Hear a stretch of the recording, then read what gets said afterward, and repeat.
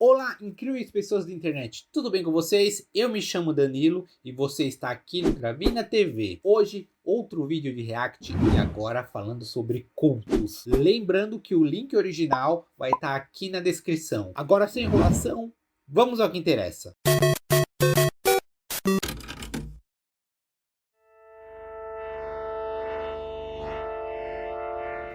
Semideus.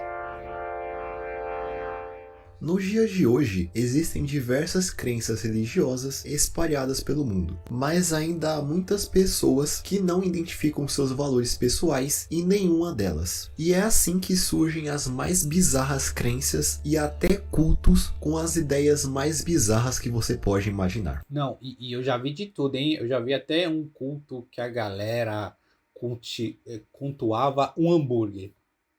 Ok, né? Você provavelmente já ouviu falar do evangelho do monstro do espaguete voador, por exemplo. Só que no meio underground das religiões da nova era, existem vários outros espécimes estranhos que poderíamos ficar aqui falando por horas de cada um.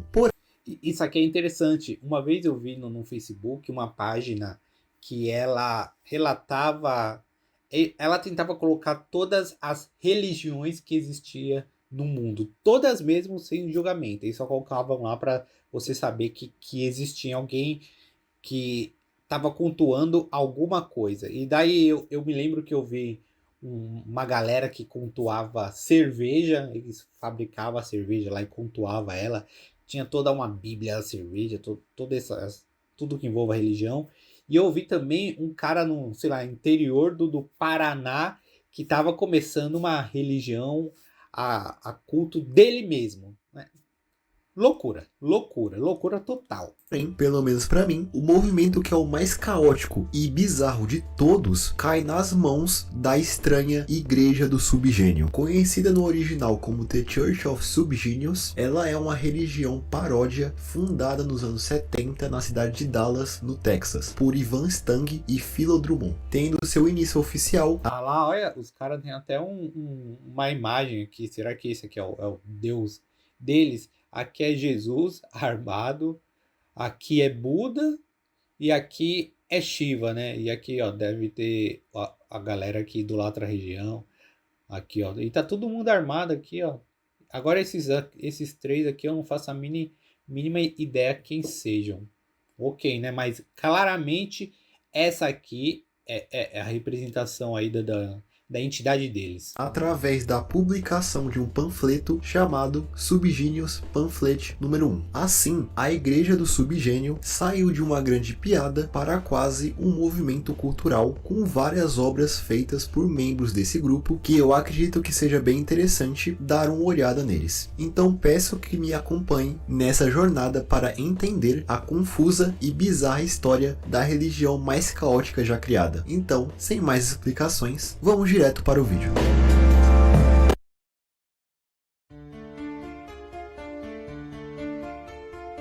Antes de falar mais a fundo sobre a Igreja do Subgênio, nós temos que entender quem é o profeta dessa religião. Os adeptos da igreja seguem a palavra de um indivíduo chamado J.R. Bob Dobbs, que é uma figura representada por um desenho encontrado em uma lista telefônica de um homem com o estereótipo de um empresário dos anos 50 fumando um cachimbo. Não se sabe exatamente a origem dessa imagem, mas se acredita se tratar de uma caricatura do personagem Ward Cleaver, da série americana Leave It to Beaver, de 1957, que foi interpretado pelo ator Hugh Belmont. E de acordo com as crenças da igreja, Bob foi o real fundador dela, sendo que na verdade a Igreja do Subgênio foi fundada em 1953. E segundo essa história também, os reais fundadores conheceram o profeta em pessoa que os convenceram telepaticamente a se unirem à sua causa. E aí, telepaticamente. Não tô julgando ninguém, mas ok, né? Vamos seguir viagem. A história de Bob se inicia na sua infância. Ele nasceu em Dallas, no Texas, e era filho de um farmacêutico com uma dona de casa. Ele teria feito seu primeiro milhão ainda quando criança, brincando com o mercado de ações pelo telefone. E também foi durante a sua infância que Bob conheceu a sua primeira mulher, chamada Connie Marsh, que diziam ser uma criança com um intelecto muito à frente da sua idade, além de ser louvada principalmente pelas mulheres adeptas à igreja, que também acreditam que ela seja a real líder da religião. E a relação entre ela e seu marido se tratava basicamente de uma poligamia, já que Bob possuía várias outras esposas além de Connie. Mas voltando a falar do grande profeta desse movimento, J.R. Bob Dobbs, ao longo da sua vida, teve muitos empregos, mas o seu talento está de fato nas vendas, sendo que ele se tornou o maior vendedor que o mundo já viu ou verá. E foi em 1953 que Bob recebeu uma visão de uma entidade chamada Jeová 1, também conhecido como JHVH1, que seria um deus alienígena cruel que veio de uma galáxia do pecado corporativo, seja lá o que isso signifique. A questão é que essa entidade É tipo um deus do capitalismo, é isso que eu tô entendendo aqui? Pelo menos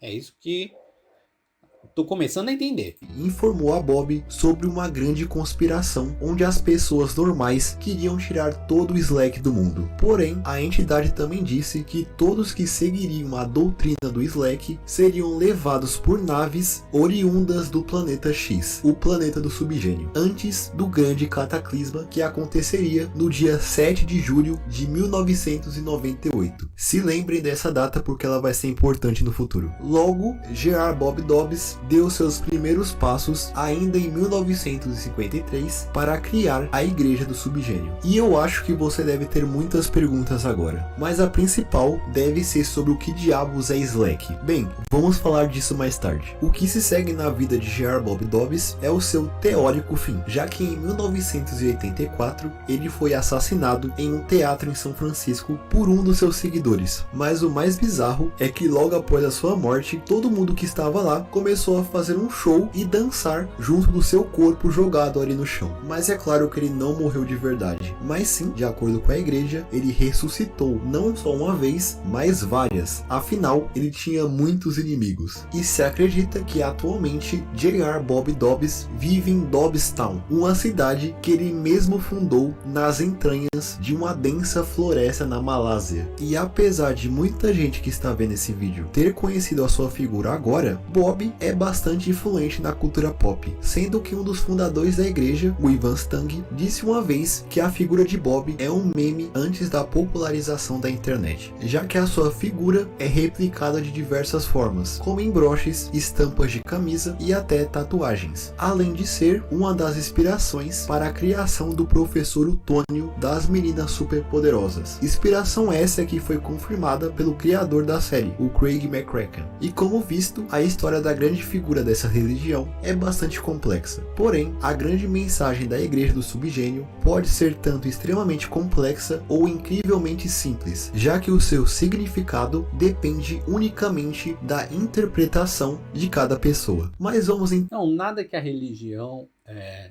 não fale, né? Não importa qual religião você siga ou segue. Cada uma tem um significado diferente conforme você está inserido nela. entender isso a fundo.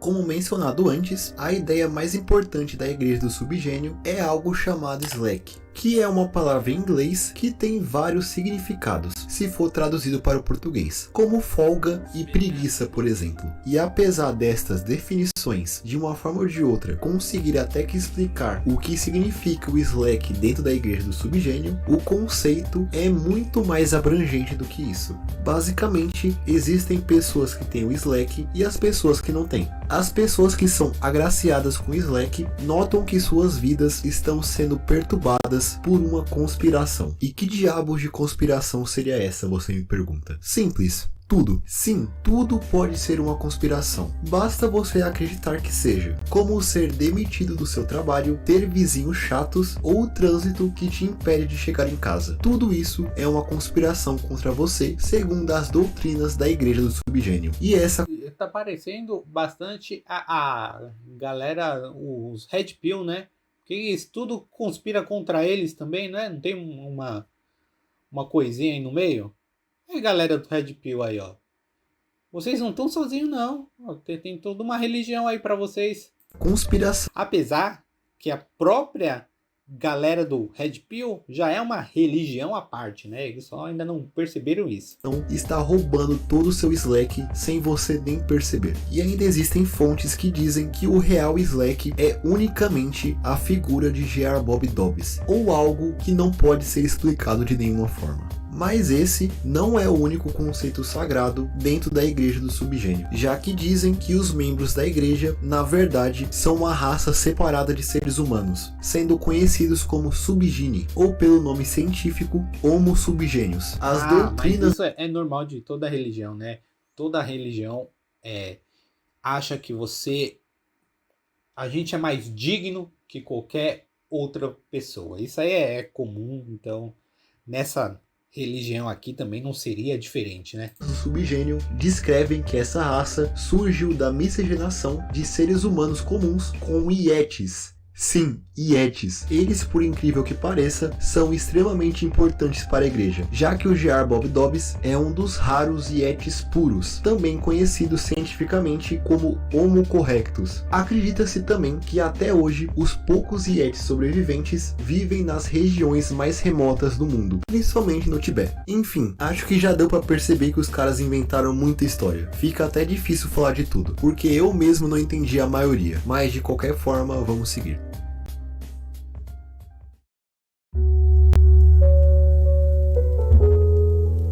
Agora falando mais sério, a Igreja do Subgênio ficou relativamente famosa pelas suas produções audiovisuais, como é o caso do vídeo de recrutamento chamado Arise, de 1992, que serve como uma espécie de documentário falso que conta a história da igreja. Mas o que eu acho que é a sua produção mais famosa é um comercial que eles fizeram para a MTV dos Estados Unidos em 1991, sendo que a emissora disse que eles poderiam fazer qualquer coisa que eles quisessem, desde que o logo da MTV aparecesse em algum momento do vídeo. Então, o comercial é puramente uma propaganda genial da igreja, e tem visuais incríveis e até assustadores em certos momentos, sendo que o Ivan Stang, um dos fundadores da igreja, dirige e atua no comercial como ele mesmo, e ele manda muito bem. Outro bizarro projeto que envolveu os membros da igreja foi o jogo Dueling Fireman, que estava... Os caras fizeram até jogo para propagar a palavra da igreja. Isso aqui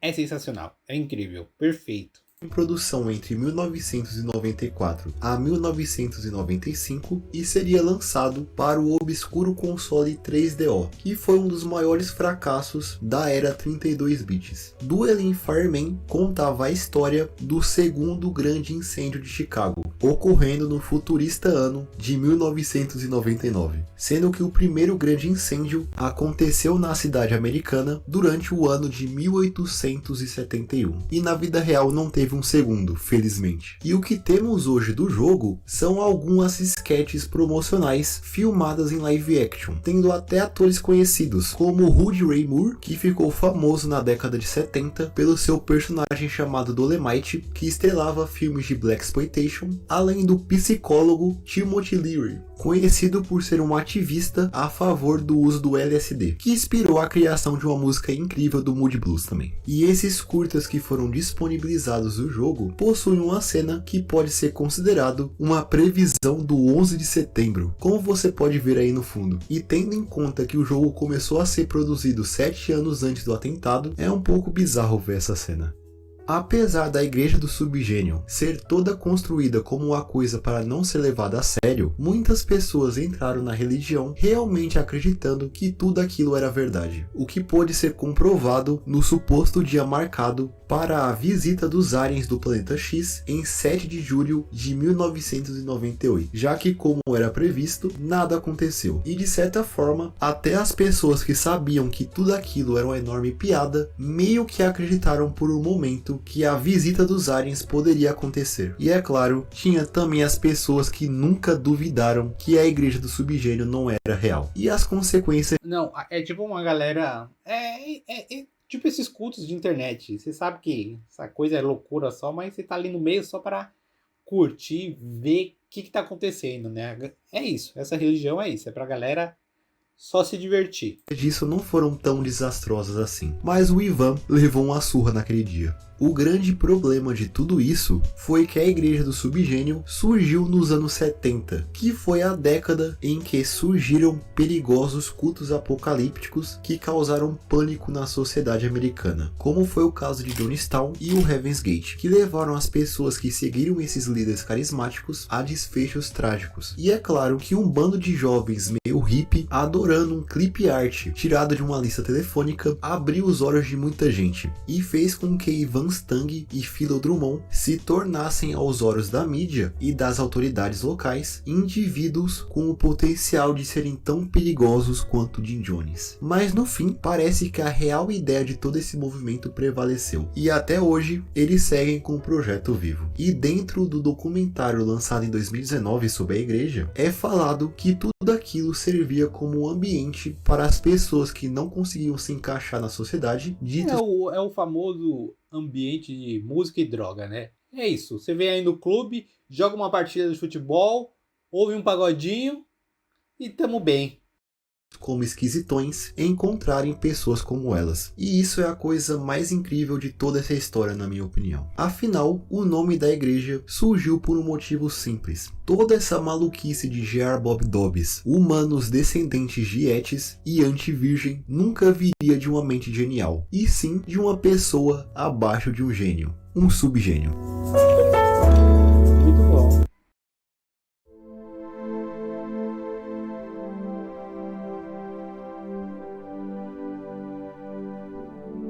Então é isso, esse foi um vídeo que eu realmente gostei de fazer. Espero que eu tenha conseguido de alguma forma sintetizar toda a bizarrice desse movimento nesse vídeo e que vocês tenham gostado dele. Se sim, deixe um like aí embaixo para que o vídeo chegue a mais pessoas, além de se inscrever no canal para receber mais vídeos como esse no futuro. E também comentar aí embaixo outros cultos bizarros que você conhece. Fora isso, como sempre, espero todos vocês em um próximo vídeo. Até mais. Sensacional. Muito bom mesmo. Eu acho que poderia até rolar um vídeo dele só sobre cultos brasileiros, que claramente aqui tem. Claramente, eu tenho certeza absoluta, que em algum lugar aí deve ter um culto pequeno, idolatrando alguma coisa maluca aí. Muito obrigado por assistir até o final, galera. A gente se vê semana que vem aqui neste mesmo canalzinho. Valeu demais, hein?